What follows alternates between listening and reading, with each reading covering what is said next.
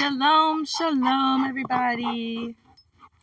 And it came to be in the night that Abram was born that all the servants of Terah and all of the wise men of Nimrod and his astrologers came and ate and drank in the house of Terah, and they rejoiced with him on that night.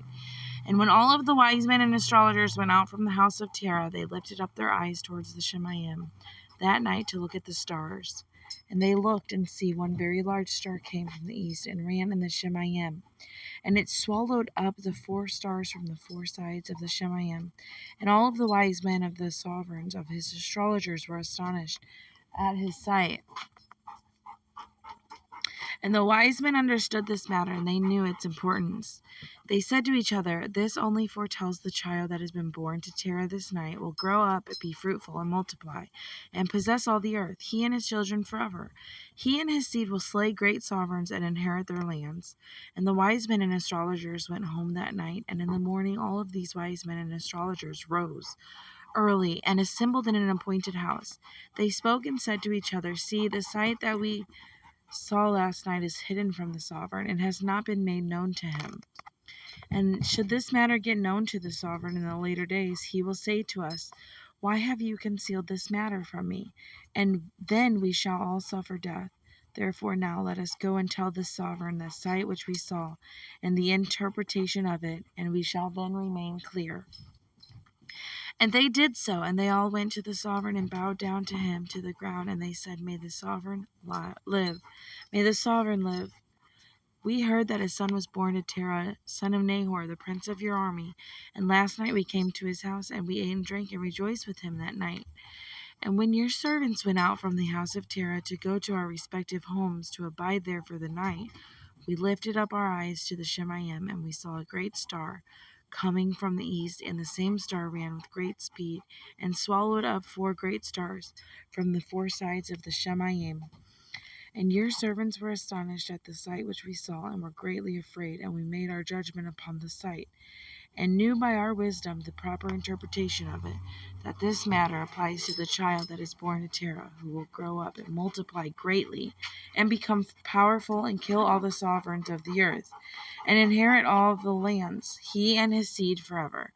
And now, our master and sovereign, see, we have truly made known to you what we have seen concerning this child. If it seems good to the sovereign to give his father value for this child, we will slay him before he shall grow up and increase in the land, and his evil increase against us, that we and our children perish through his evil." And the sovereign heard their words, and they seemed good in his sight. And he sent and called for Terah, and Terah came before the sovereign. And the sovereign said to Terah, "I have been told that a son was born to you last night, and after this matter was observed in the Shemayim at his birth. And now, therefore, give me the child, that we may slay him before his evil rises up against us. And I will give you for his value your house full of silver and gold." And Terah answered the sovereign and said to him, "My master and sovereign, I have heard your words, and your servant shall do all that his sovereign desires. But my master and sovereign, I will tell you what befell me last night, that I may see what advice the sovereign will give his servant. And then I will answer the sovereign on what he has just spoken." And the sovereign said, "Speak." And Terah said to the sovereign, "Aon, son of Mored, came to me last night, saying, 'Give to me the great and good-looking house that the sovereign gave you, and I will give you silver and gold and straw and food for its value.' And I said to him, 'Wait till I see the sovereign concerning your words, and see whatever the sovereign says, that I will do.' And now, my master and sovereign, see, I have made this matter known to you, and the advice which my sovereign will give unto his servant, that will I follow." And the sovereign heard the words of Terah, and his wrath was kindled, and he considered him in the light of a fool. And the sovereign answered Terah, and he said to him, "Are you so foolish, ignorant, or lacking in understanding to do this matter, to give your good-looking horse for silver and gold, or even for straw and food? Are you so short of silver and gold that you should do this matter because you cannot abstain obtain straw and food to feed your horse. And what is silver and gold to you, or straw and food, that you should give away that fine horse which I gave you, like which there is none to be had on the whole earth? And the sovereign left off speaking, and Terah answered his sovereign, saying, like this has the sovereign spoken to his servant. I beg you, my master and sovereign, what is this which you said to me, saying, give your son, that we may slay him, and I will give you silver and gold for his value? What shall I do with silver and gold after the death of my son? Who shall inherit me? Only then at my death the silver and gold will return to my sovereign who gave it. And when the sovereign heard the words of Terah and the parable which he brought concerning the sovereign, it grieved him greatly, and he was troubled at this word. His wrath burned within him. And Terah saw that the wrath of the sovereign was kindled against him, and he answered the sovereign, saying, all that I have is in the sovereign's power. Whatever the sovereign desires to do to his servant, then let him do. Even my son, he is in the sovereign's power, without value in exchange, he and his 2 brothers that are older than he. And the sovereign said to Terah, no, but I will purchase your younger son for a price.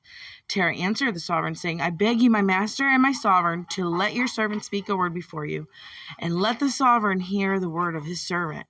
Terah said, let my sovereign give me 3 days, time till I consider this matter within myself, and consult my clan concerning the word of my sovereign. He pressed the sovereign greatly to agree to this.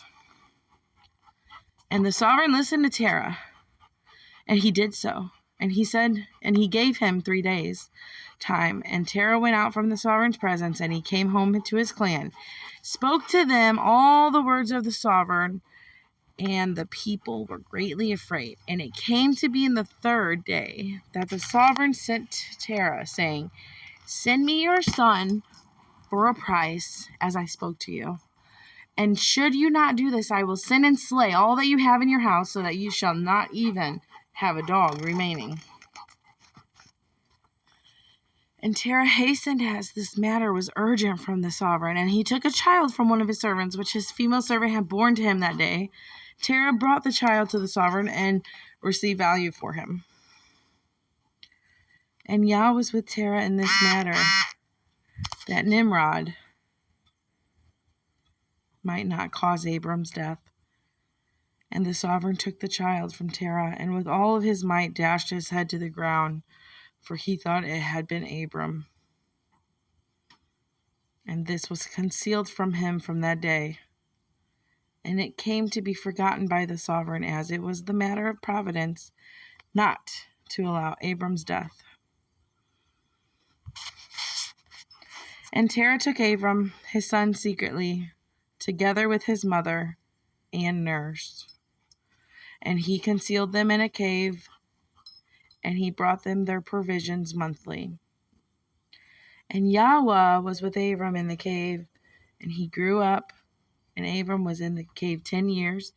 And the sovereign and his princes, diviners and wise men, thought that the sovereign had killed Abram. Wow. How amazing the story is that the one whom Yah chooses will endure, will live, will he make a way always, right?